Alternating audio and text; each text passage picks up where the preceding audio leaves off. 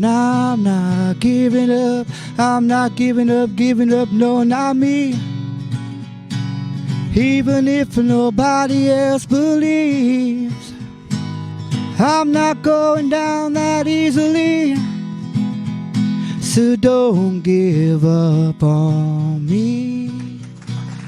Hey everyone, are you rad for Christ? Are you fired up for Jesus? Welcome back to another episode of Radical Christianity. I'm your host, Drew, and I want to thank you for joining us today. So, just about everyone is aware of the legendary Elvis Presley, even those who were born after his passing in 1977. But you may not have known that there have been thousands of rumors that his death was faked, along with sightings all over the world claiming to have caught a glimpse of the man himself from gas stations to Las Vegas to, yes, even UFOs. Seemed like a new sighting every week, well, at least according to the National Enquirer. However, it has been a while since hearing of an Elvis sighting, right? Well, that is until now. So Pastor Bob Royce of Texas has a ton of people online convinced that he is not the 67-year-old pastor he says he is, but rather that he's actually the 88-year-old Elvis alive and in the flesh. Now, this is quite a modern conspiracy theory. Talk about suspicious minds. Let's be real, though. If Elvis was alive today, what would he actually be doing? Scratching the lid of his coffin, that's what. Okay. Okay. So why do they think this anyway? Well, I watched this video circulating with him singing. I've got to admit, he sure does sound a lot like Elvis when he is crooning hymns in front of his congregation. It's not just his singing voice either. He looks, and even his facial features match up convincingly. This explains why these videos are so popular, and one video has even over 800,000 views. And that's pretty impressive. I'm not too sure why it's more believable to some that the King of Rock is alive and not the King of Kings. And I actually never understood why some people were surprised to hear that Elvis died on the toilet. I mean, historically, it's rare for a king to leave the throne alive. Clearly, Pastor Bob would be a great Elvis impersonator. So who knows? Maybe he's just a distant relative or his only begotten illegitimate son. But Elvis, he is not. Speaking of Elvis impersonators, how many Elvis impersonators does it take to change a light bulb? Well, 1 for the money, 2 for the show. And for those convinced he's actually Elvis, sorry to break it to you, Pastor Bob Royce has confirmed that he is not the silver-haired hunk of burning love. He released a statement saying, "Most of these folks know I am not Elvis, but to them it doesn't matter. If Elvis were alive, I would say to him, my friend and brother, we are kindred spirits. We are one in Christ." Wow, it looks like some of his fans just want a free stay at the Heartbreak Hotel. Okay, so why was Elvis covered in soda when he was at the barbecue? Because the can he opened was all shook up. Okay. Why was he hungry when he left? Because he ain't nothing but a hot dog.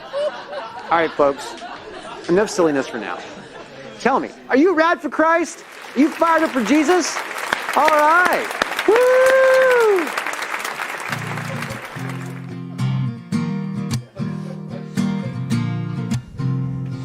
Ladies and gentlemen, you guys have met this guest before, and I'm so glad he gets to come back and tell us about this thing called Kicks for Kids.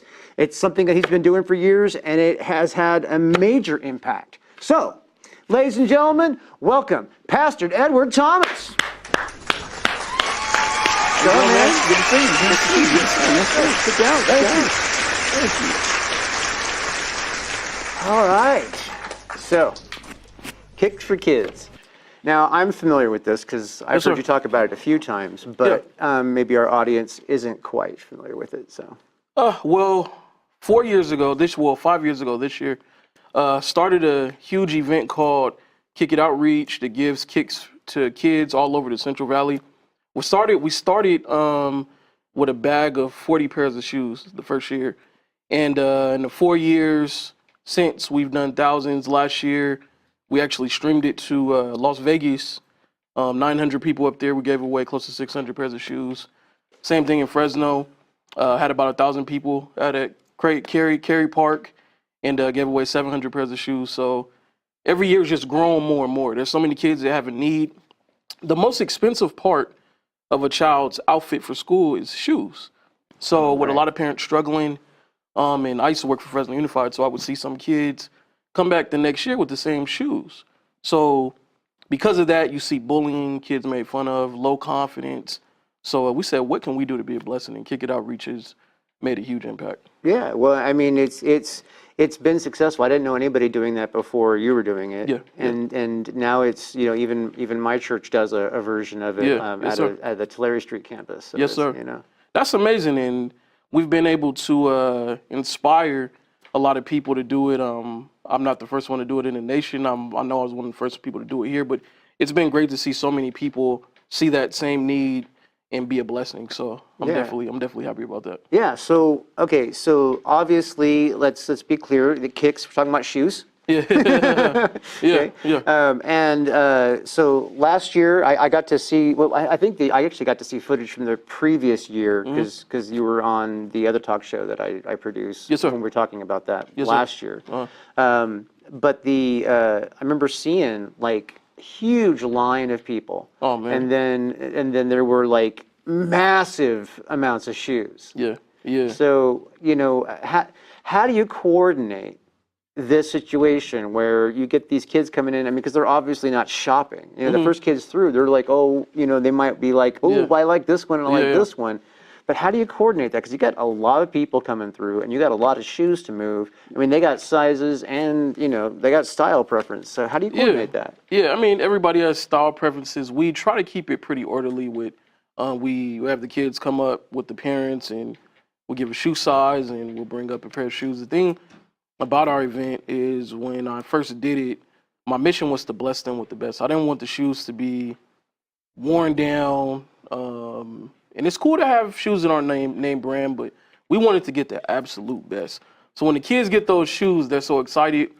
We had a few kids. It's always a blessing for me when I see it. But kids that may not have never had a pair of Michael Jordan shoes Okay. or Nikes because they were too expensive, and they get those first pairs every year. I've multiple, the kids crying, the kids being excited, families with 8 kids. Like I would have never been able to buy my kids brand name shoes, and because of the event, we've been able to do that. But it's huge. The line last year, even the one that you seen before, that was short compared to what last year was. It was people going all behind Fashion Fair all the way down to First Street. So Wow. we were blessed to have what they needed, and a lot of families walked away blessed. So we're blessed to be able to do what we do.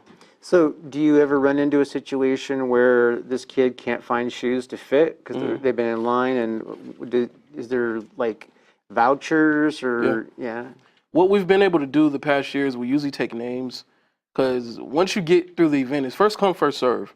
But we usually have enough. But we may run into a kid where we might have run out of a size. And usually we might send our team to go get a pair at Fashion Fair.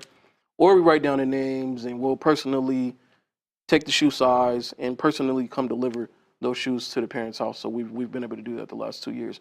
This year I think we're going to be A-okay. Yeah. It's a lot of shoes being gathered right at this moment. So I'm definitely looking forward to that. Yeah, well, I think this is going to be pretty huge because obviously, you know, you're doing it, and then obviously, you know, like I mean, you had like huge event last year, and last year my church did too, you know, Yes, and so it's like it is, Yeah. you know, I think that's great. I mean, they you know, do you do anything besides shoes as well? I mean, what's going on with the event? So this year we're adding more of a festival type feel to it. So it's going to be a lot of free food. There's going to be free school supplies. There's going to be bounce houses for the kids. We're going to have haircuts and things of that nature. So it's going to be a few things that they can get along with that, along with the shoes, and be able to be a blessing to the whole family. The last 2 years have been a thought to do something like that, but obviously with COVID, we wanted to make sure everybody's safe and make sure that families are just get the shoes and go. This year we're opening it up, and we're going to have a lot of things where they're able to be blessed from the construct of having shoes and backpacks and food, all that. So where's it going to be this time? Cary Park, right behind Fashion Fair. Okay, so that park right behind Fashion Fair, Yes, sir. that's a pretty big park. Yeah, it's huge. It's huge. We have That school right there has a nice playground too. yeah, so. yeah. So we're gonna have games for the kids. You can come out, get free food, games, all kind of stuff. So I'm really looking forward to it. That's cool. So there's going to be bounce houses, free food. Now, what kind of food? I mean, obviously, that park doesn't really have access to food trucks. So you guys going to be barbecuing? What are you going to be doing? No, well, we're actually we're looking into some food trucks to park right in the back because we actually do it as soon as you drive through that where the park cuts off. We're right there. Okay. So we might put a few food trucks right there and see what we can do. But we're gonna have pizza, a whole bunch of pizzas being provided through some of our generous sponsors, and it's gonna be an amazing thing. Well, that's excellent. So, okay, so what about like music or entertainment or anything like that going on? Yeah, DJ. We're gonna have a DJ out there. Last year we had our DJ out there and they had line dancing and all kind of stuff going on. But this year we have Deanna Giselle. She used to host on B95 and she's a member of our church. She's gonna host it this year. So you have some entertainment keeping you while you're waiting for shoes and some things of that nature. So it's really gonna be good. Okay, that's cool. Yes, sir. That's cool. So, obviously, this is a lot of noise for people to find, right? What are you doing to like follow up with the parents to get their their butts into pews or chairs? I mean, as far as for our church or for this event? Well, for both actually. For both? Yeah. Social media has been a huge benefit to us. It really keeps people hearing about it and hearing about the church, hearing about the event. And then also ways like this, coming on your show, podcasts, being on the news. So we've been able to spread the word out. We have a messaging system with our church, trims all the messages out. So we've been doing a great job at that. Okay, cool. So then what are you doing with the follow-up on the parents? Like obviously not everybody who's coming is a churchgoer. They're coming because they need shoes for their kids. Yeah, you know? They're trying to save some money. Yeah, So is there an outreach program in there? Are you handing them literature at the same time? Oh, yeah. We handing them literature, getting them caught up on what our church does. Because our church streams from the outreach that I've been doing and me and my team the past 5 years. So now we've grown that to a church. They get all the information about that. Everything else that we do, we have a huge... And your church is pretty much right there, too. Right there, literally 2 minutes away. So basically from there, we're also planning a clothing drive. It's going to be coming up in a few months. So we have all kind of access to things like that, food and things like that. So it's definitely a great thing that they're going to be able to hear about, and what we're going to be able to... The information that we're going to be able to get to them is going to be very beneficial. Excellent. Yes, sir. Excellent.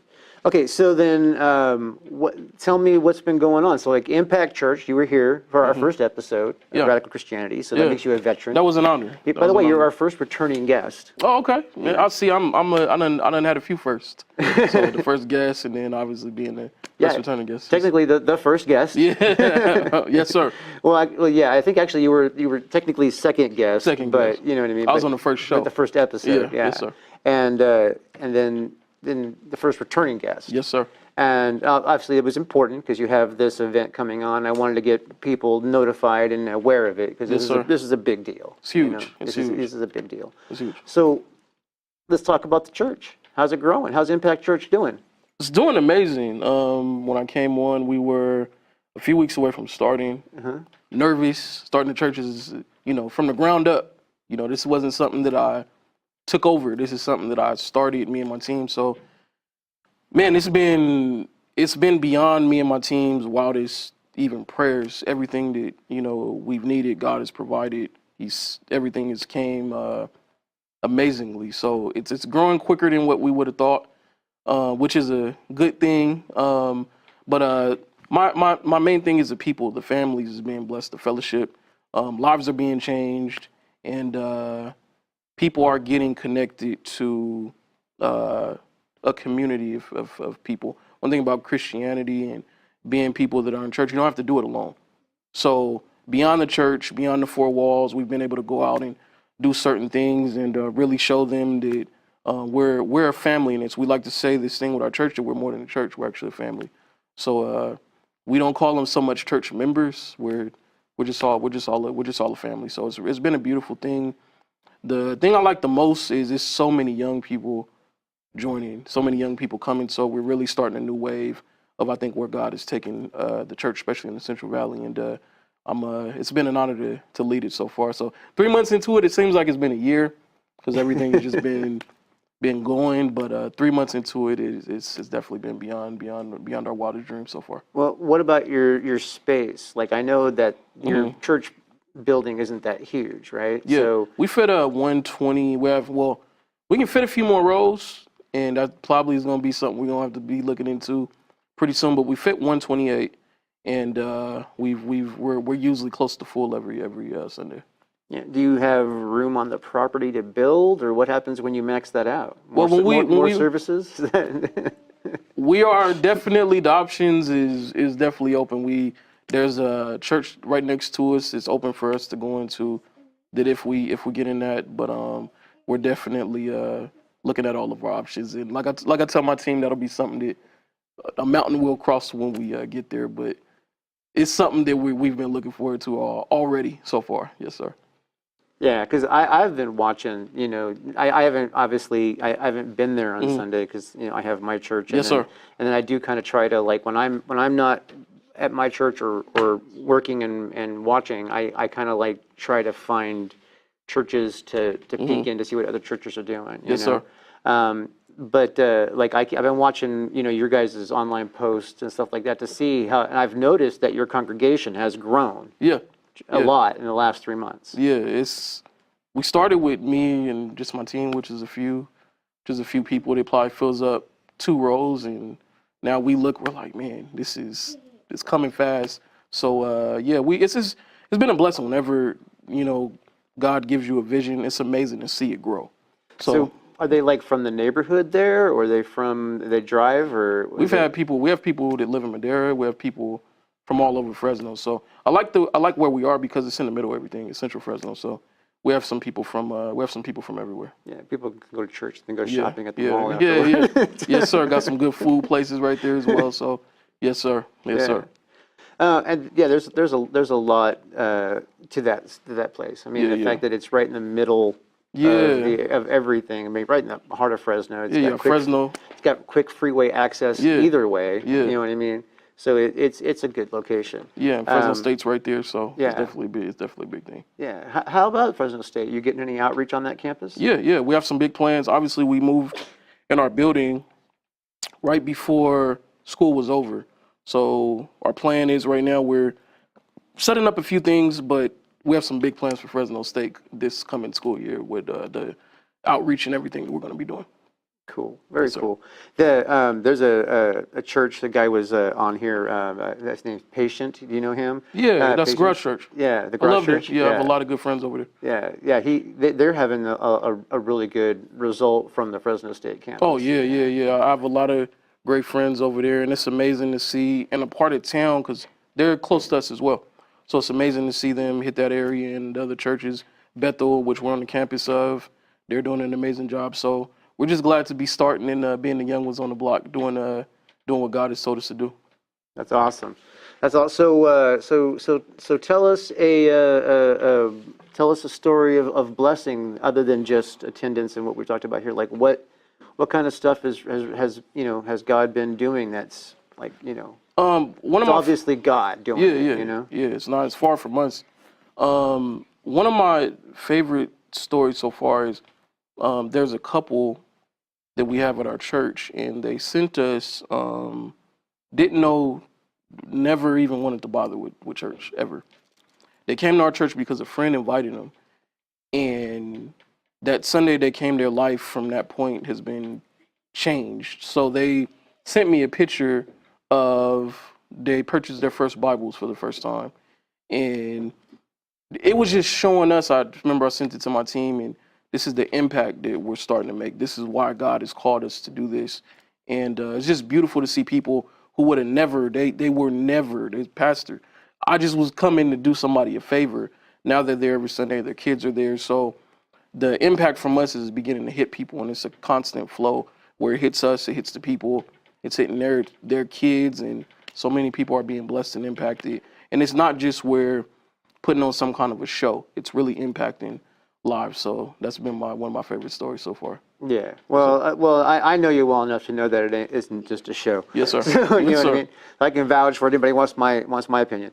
Yeah, yes, sir. But so, what kind of stuff are you guys needing? Because you're still a baby church. Obviously, for the event, you have some vendors lined up, but you need shoes. Yeah, shoes. Right now, where do they drop the shoes off? You can drop it off Sundays at Impact Church. The campus is also open during the week from 9 o'clock to 4 p.m. So you can come on campus, drop off shoes. But Sundays And we're now there. It's on First and Gettysburg. Yeah, First and Gettysburg. So you can drop off. You can come, bring shoes, and it's been amazing. Like I said, the response. We have our sponsors in T-Mobile, Kingsburg. We've have an amazing partnership with them. We have an amazing partnership with Council Member President Tyler Maxwell, and some amazing other sponsors that are coming. Has been a real big thing. So we're thankful for what we're getting, but also with the community. I never want to close it down where they can come give, because everybody has a hand and has a part of it. If it's one pair of shoes that you're able to bring, you were able to be a blessing, and that's going to be huge for some kids. So it's definitely been huge. And they don't have to be expensive shoes if No, they're not at new. all. Like you Not can at go to all. Walmart Yeah, and buy a bunch of Yes, sir. those, $10 and $20 pairs of shoes, right? Yes, sir. Yes, sir. Yeah. Yes, sir. Okay. What other kind of things do you need? What does Impact Church need? Oh, we're starting off. We actually start our Impact in the Future foundation that we're getting ready to start right after this. But many things from we're really getting our media department set up, so cameras, things of that nature, and but we're also blessed that we've had so much. We were given all of our chairs, drum sets, everything like that. So anything as far as that, but media is a big part that we're working on now for the future. So for your media department, obviously, that can be a lot of equipment. Mm-hmm. You know what I mean? So do you need people that have those skills, or just need the equipment? Do you already have the skilled people, or? We have the skilled people. That's one thing from every department. It's crazy, like watching what we had and then watching what we have now. Like our praise team started with just my brother-in-law who's over at Brandon. He does an amazing job. Now it's 8 people, within 3 months, and some amazing singers. We have musicians. So we have media people as well. So we're just making sure when we put out, because social media is very big from our standpoint. So we want to have the right equipment to stream that out to the people with our YouTube and podcasts. So we're getting ready to start things of that nature. Are you recording and uploading to YouTube at this point? Yeah, okay, we're recording and upload to YouTube. Yes, sir. Okay. So you're not doing any live streaming yet? No, not yet. What about audio equipment? Are you guys, I mean, obviously you have the worship team going, so. Yeah, soundboard, we have mics, we have all of that. But anything, obviously with a new church, anything can definitely help. Definitely help. We have speakers. Well, you don't want to downgrade, though. No, not at all. Not at all. Not at all. We definitely want to go to a higher level. So. I mean, because it'd be messed up. You're like, oh, we need soundboards, and someone's bringing you a soundboard. Yeah. They're bringing you a nice Fender change from, Yeah. So definitely, it's been anything is a blessing. Anything that anybody's wants God puts on their heart to give would definitely be a blessing from that standpoint. Okay, well, that's fantastic. Anything else that you would want to share? No, we just we've it's been a blessing to start this, and we try to say that we're a church that goes beyond just being inside the building. We're a church that is outside of the building. So just as much as you see us at Impact Church and at First in Gettysburg, you'll see us out in the community doing things like Kick It Outreach. Our church will be known for what we do outside the 4 walls. So expect to see us Kick It Outreach and more. Yeah, well, I definitely want to bring your team on here and have them sit in the couch and Can't wait. More. They're some of the most amazing They can people. tell me about you from behind the scenes. Yes, sir. Yes, sir. Yes, sir. Edward, it's great having you on the show appreciate you, again, man. I And appreciate you. I consider you a friend, and Yes, sir. I'm glad to see that God is working through you in this church. It is a joy to see that, and anything you need, to reach out, right? Likewise. Yes, sir. Okay. Yes, sir. All right, man. Yes, sir. I appreciate you, man. You definitely are rad for Christ and fired up for Jesus, and that's Yes, what sir. we like to see on this show. Yes, sir. I appreciate you. I appreciate you. All right, man. Yes, sir. Cool. All right.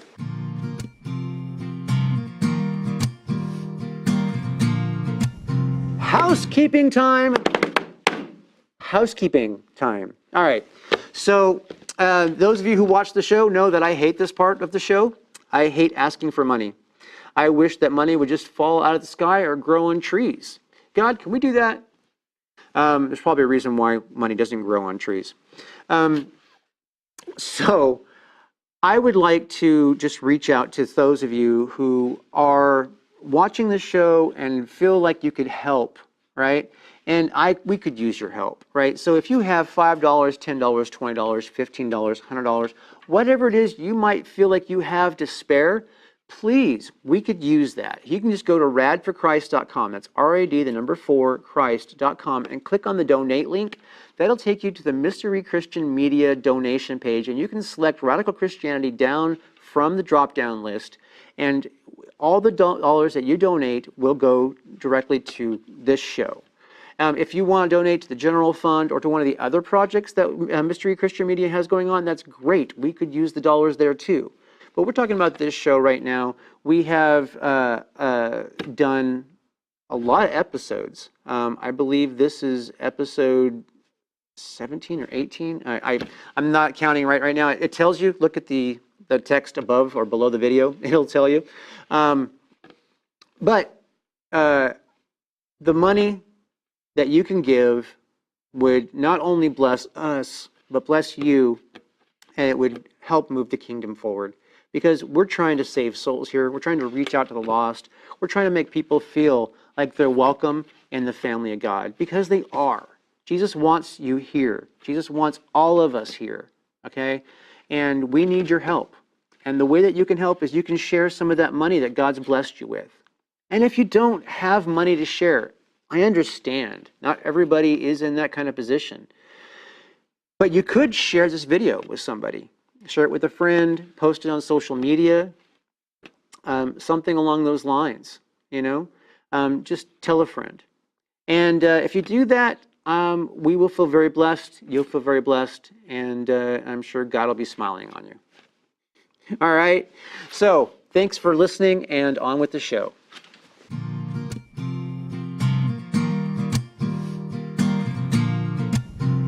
Ladies and gentlemen, this guy he writes a couple of books here, and he is going to give us an earful of some magic tales. So let's get a warm welcome for Moses Macias. Moses, welcome. Thank you very much. Yeah, please, have a seat.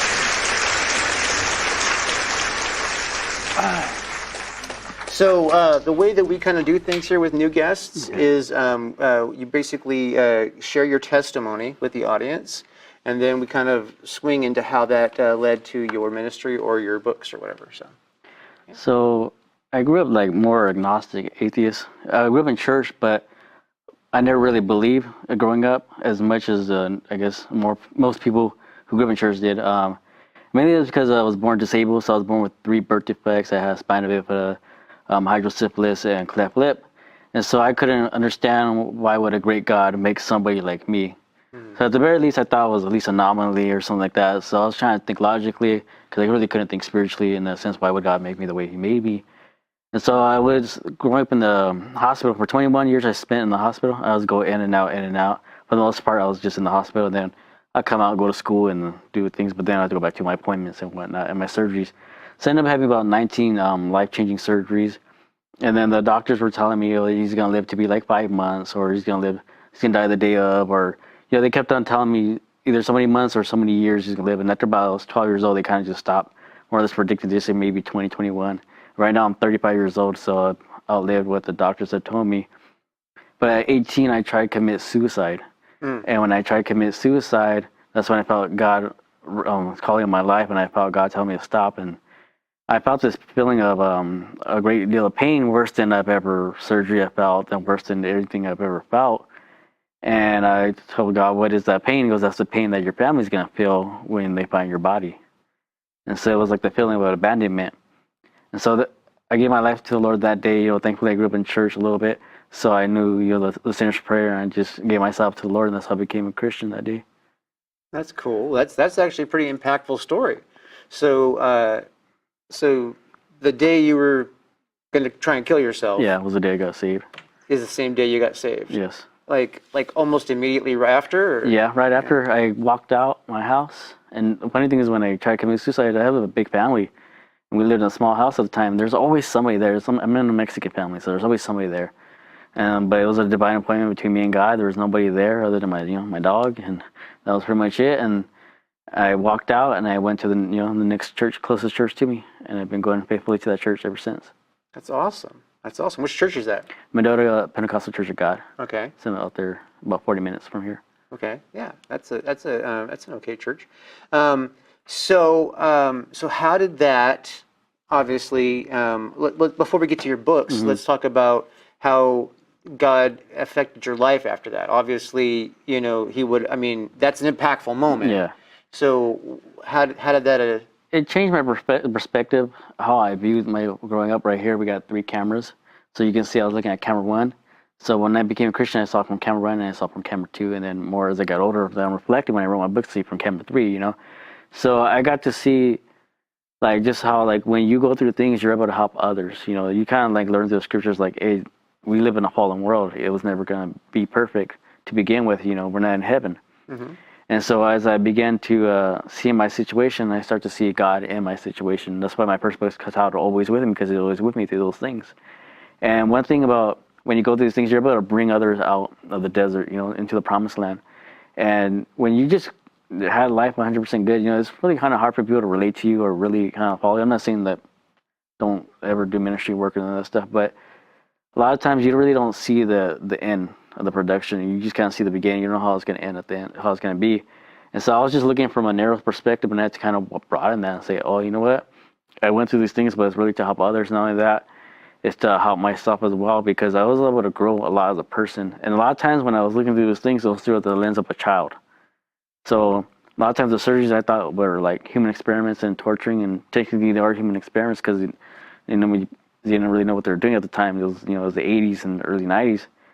But I wasn't looking at it as now as a believer saying, those were surgeries and pain that you had to go through so that way you can be better. As you can see now, I can walk. Now I can at least talk a little bit. But before, I wasn't supposed to do anything, or I wasn't doing anything. My face wasn't restructured right now. Right now, you see my face is like just restructured. Whereas before, it was just like, it had like split, and it was just different ways how it was. And a lot of times when we go through pain with we just blame God. It's not realizing that pain is for the healing. So how when I got saved, it just changed gradually, and it wasn't all at one time, which is why when my second book, Disabled and Faithful, it's like throughout the 10 years, about the time when I started writing, about 10 years of what I was going through as far as learning the principles of Christianity and how I deal with it as a disabled person. Because when you're dealing with it, go through these things as somebody who's not saved, you can have it like a narrow view of it, or you can have however view you have of it. But when you have it as like a Christian, you have a heaven and hell perspective. You have an eternity perspective. So I see my stuff as the suffering I went through is very temporarily. A lot of times we look at Christ who died on the cross and it's really bad, but it was temporarily, and now we all have eternal salvation through it.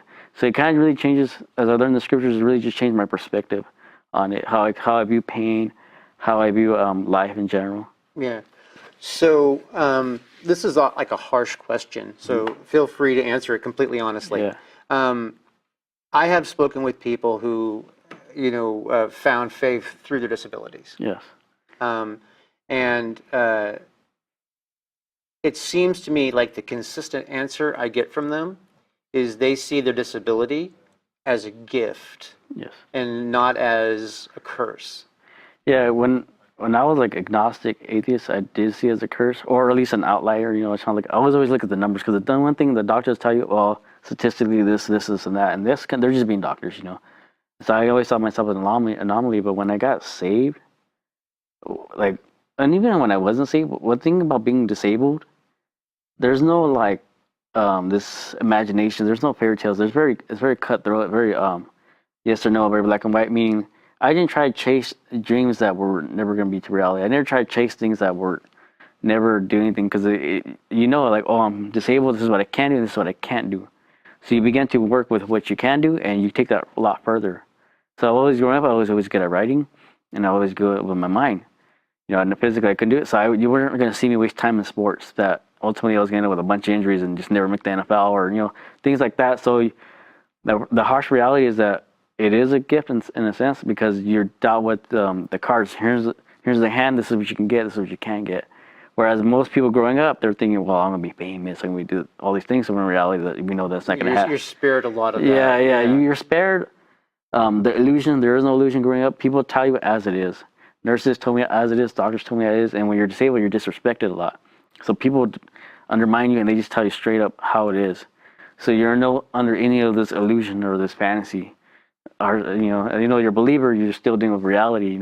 So even when I was doing ministry work, I never really fell into like a lot of these ministries where they really have fantasies of how the ministry is. When in reality, it's a lot of work, it's a lot of pain, and there's like no thanks into it. It's just straight up what it is, But in the end, if a lost soul gets saved, and that's eternal salvation for that person. So it really is a gift in the sense that the illusion is there's no curtains. You're just, this is what it is, and you work with that, and then you make it more than you could have ever been, I always thought I was going to share my story through just verbally, preaching.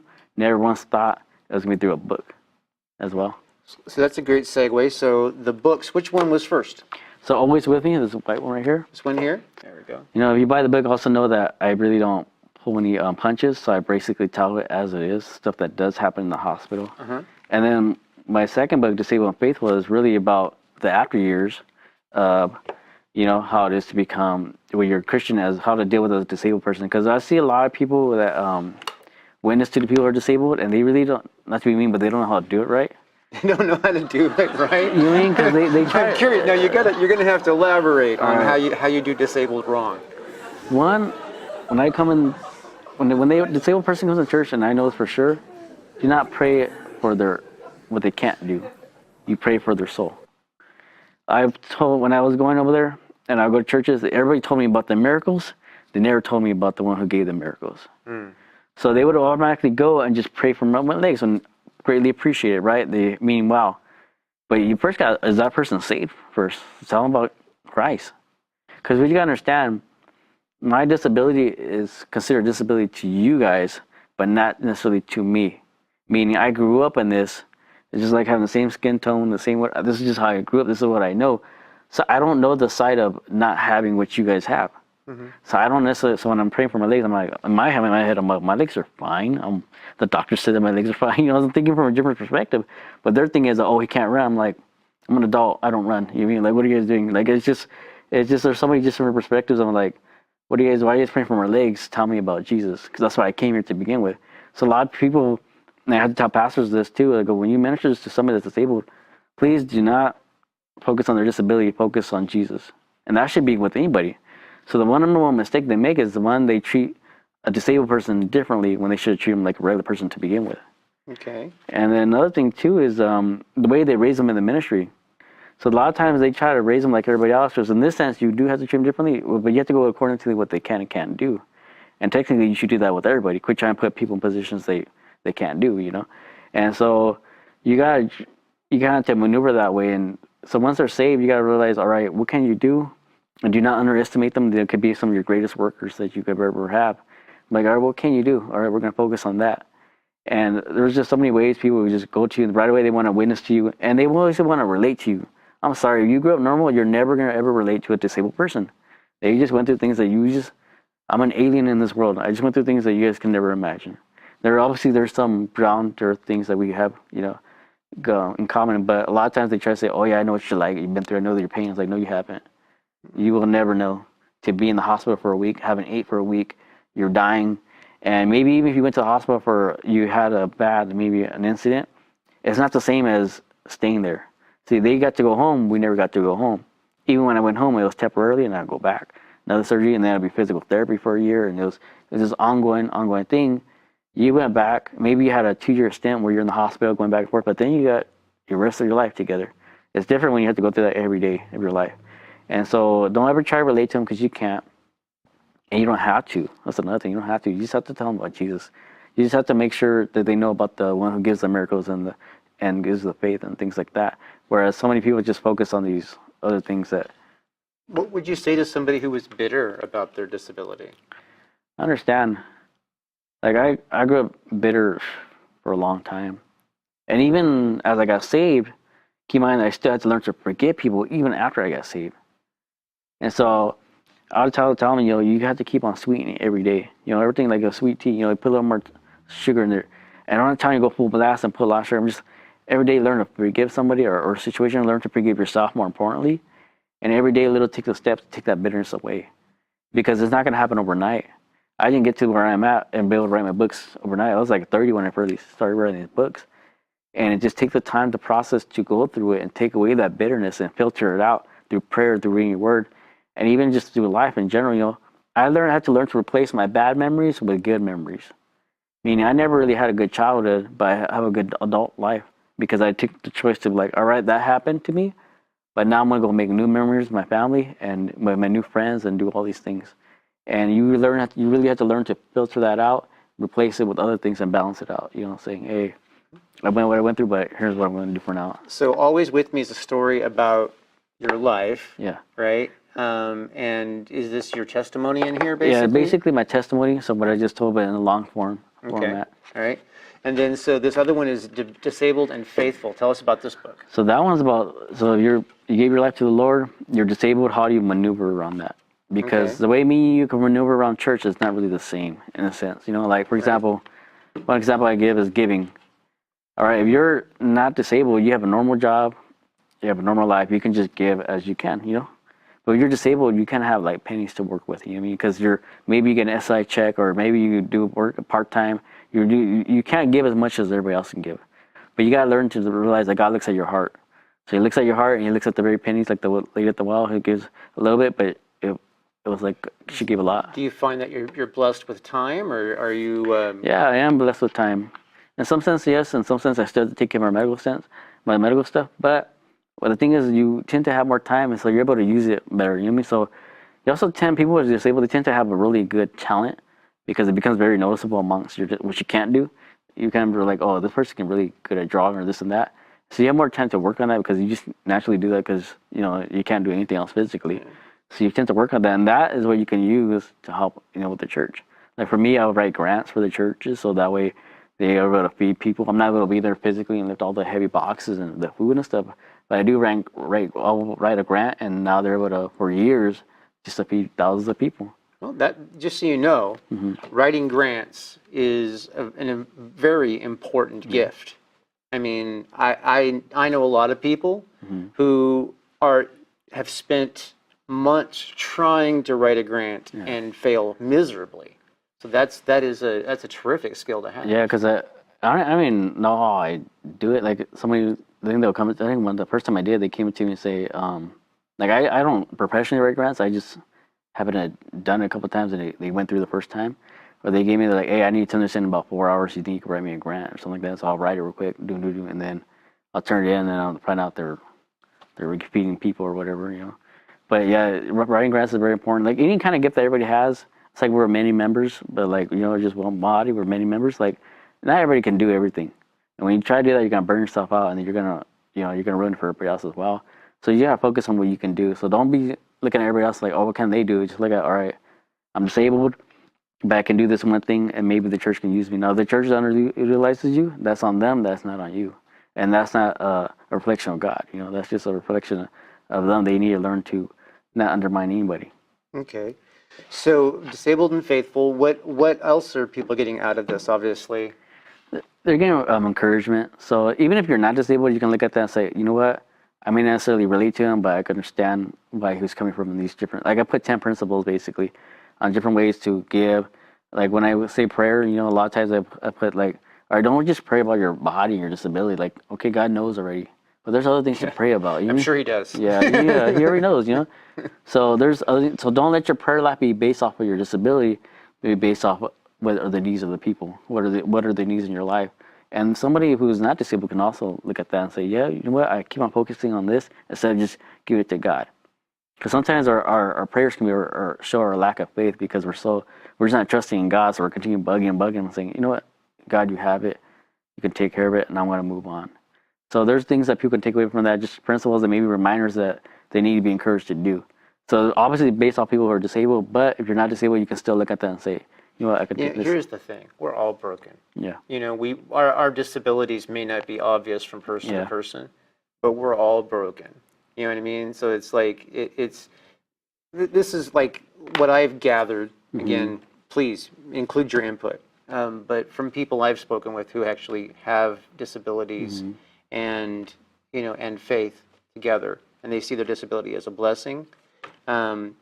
They say that because their disability is physical, they can adapt and deal with it easier because it's obvious, versus some of those people whose disability is a little bit more hidden. Yeah. You know what I mean? Yeah, because they have to actually like really search in deep. Like, all right, I need to let this go because I'm not physically capable of doing it. And whereas you're disabled, like I said, it's very black and white, you know. And the thing is, you can tend to see it in other people, and then when you tell them, they're like, oh, they kind of go in rejection mode. They kind of get upset at you and things like that. And it's like I tell them, like, it's not working out. You need to move on to. You're good at this, the thing that you probably don't like, but you're actually good at it, and you'll be a very helpful to other people. But a lot of times people don't want to hear that. They want they want to be on the worship team. They can't sing a tone to save their life, you know. Right. So I'm like, hey, you can't sing, but you know what? You're tone deaf. You don't get to be on the worship team. But you know what? You're very good at doing a study. You can put it together like nobody's business. Why don't you focus on that? But they tend to want to be in the glorious spots. You know, I mean, it's just a human nature. That is the human nature. They want to be in the spotlight. Yeah, human spotlight, or they want to be the best, or they want to whatever the spotlight is at their church or that certain position they want to do. Like they want to preach amongst all these places and things like that. I'm like, preach to your family. Get your family safe first, and then you can work with that. I go, that'll go a long way more than you ever realize. That's going to affect your day-to-day life.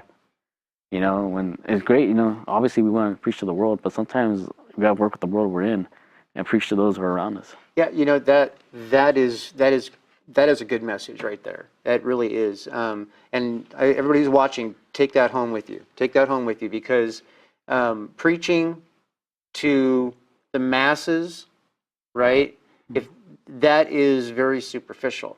Like what I'm saying here to all you guys on these, you guys don't know me in my personal life. You know, you're just, you know me through this camera lens, you know.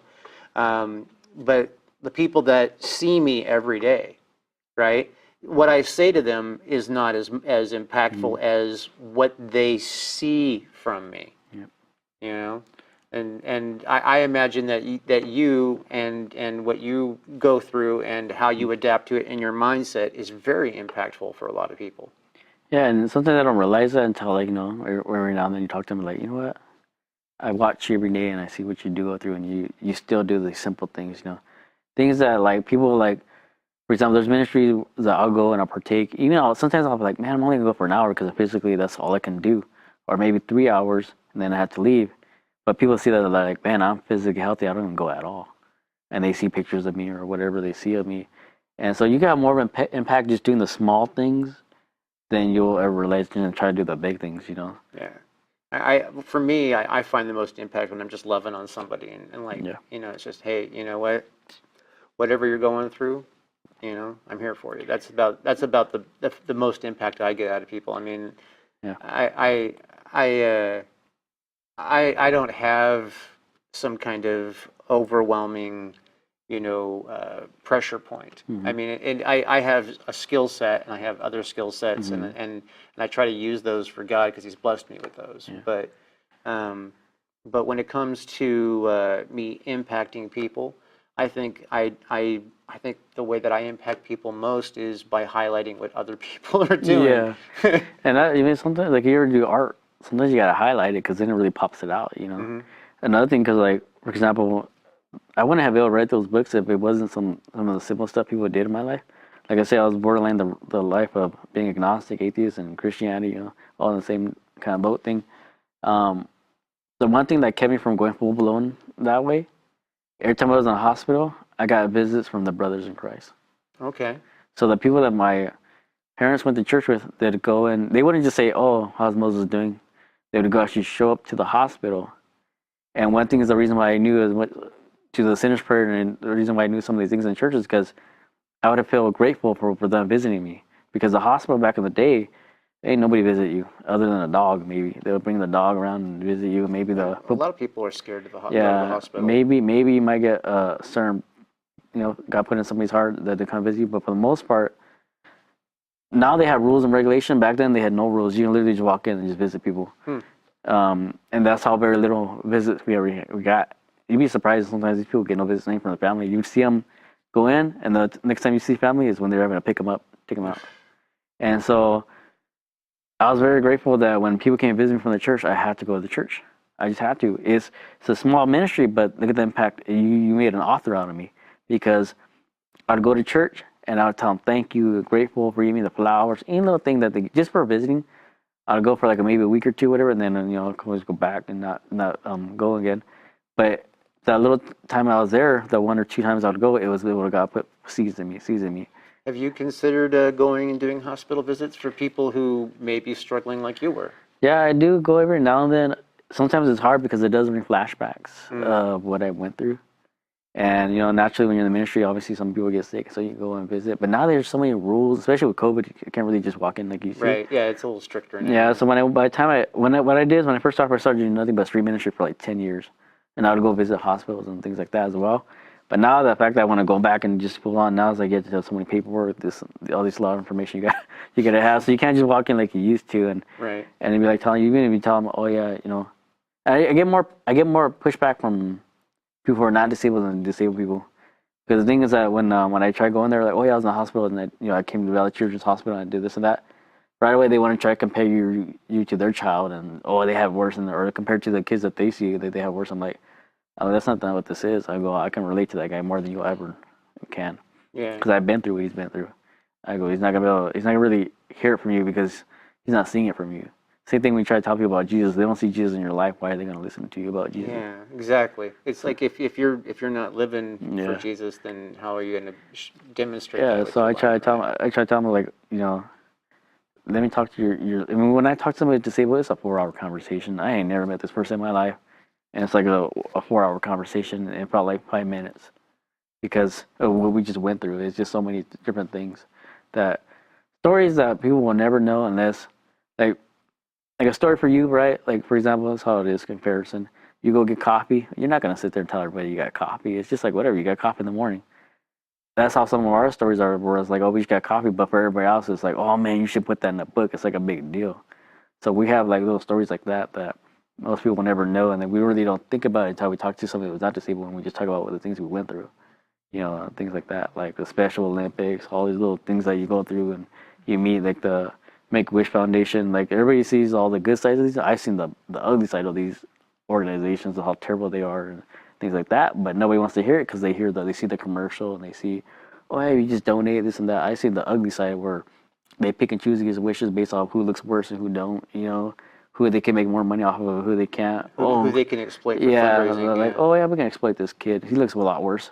Mm-hmm. You get wish or you don't. You know what I mean? In reality, they have more than enough money to get their wishes, but they have to pay the staff money. Like just millions of dollars, whatever. It's just so much stuff like that. I understand those foundations can be a little on the greedy side. Yeah, and it's kind of hard because at the same time you don't want people not to get to these organizations. You just got to be more smart. That's why it's always good when you see an organization talks about how much they actually spend and how much they actually pay their administration. You know what I mean? Because and then if obviously that could just be talk. Yeah, there's always backdoors. Yeah. But the truth of the matter is in those situations you just have to believe God's in it, and then trust God. Because what else are you going to do, right? Mm-hmm.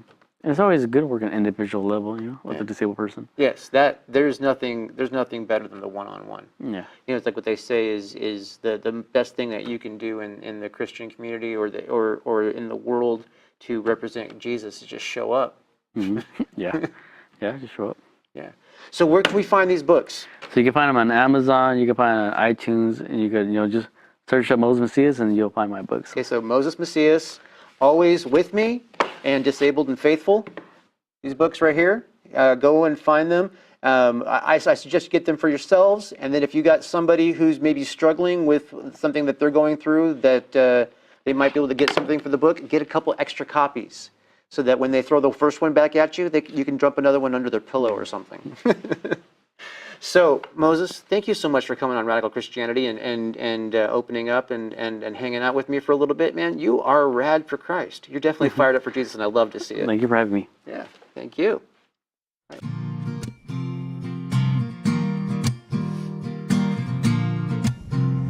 Ladies and gentlemen, thank you for joining us again on Radical Christianity. It has been a fun show. We've had some great guests, and I hope you really get something out of it.